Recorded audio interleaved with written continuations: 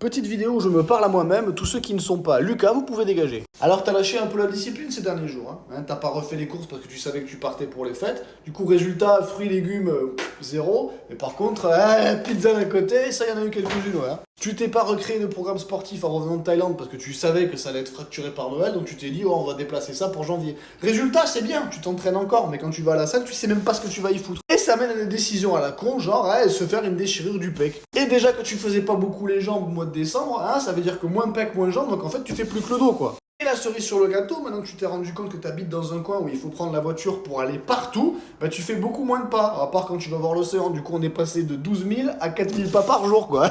Et vu que tu sais qu'il y a Noël qui arrive, tu sais que ça va pas s'arranger sur les 2 prochaines semaines. Ok, c'est bon, on a fait un bon résumé. Maintenant, on va pouvoir parler franc. Tu reviens de voyage, tu as déménagé, changé de ville et changé de vie, tu connais personne ici, tu t'es installé, t'as racheté des meubles et t'as continué à travailler et à t'entraîner. En fait, t'as fait de ton mieux, mon gars. Est-ce que vraiment t'as envie de juger la discipline de quelqu'un sur les 3 semaines où il y a les plus gros bouleversements dans sa vie? Tu ferais pas ça pour quelqu'un d'autre?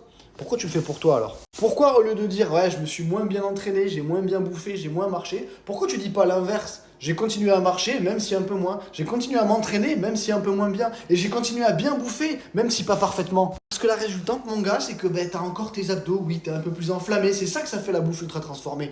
Mais t'as pas perdu tes abdos, t'as pas perdu ta vie, et t'as pas perdu 52 semaines d'efforts en 2 semaines de chaos mon pote. Donc maintenant c'est quoi le plan? Tu rachètes des fruits et des légumes, et t'en manges tant que tu peux. Tu vas au repas de Noël en sachant que de toute façon tu vas manger et tu vas boire, et que du coup ça va peut-être pas s'améliorer physiquement, mais de toute façon ça va s'arrêter dans 2 semaines. Donc tout ira bien. Donc on arrête de faire des jugements sur un temps très court et on regarde au long terme mon pote. Parce que comme à chaque fois ce qui va se passer c'est que le 7 janvier tu vas te rendre compte que tout est rentré dans l'ordre et que toutes les 2 semaines que tu as passé à stresser, le stress il était inutile. Donc passe un bon Noël, déstresse et bonne année.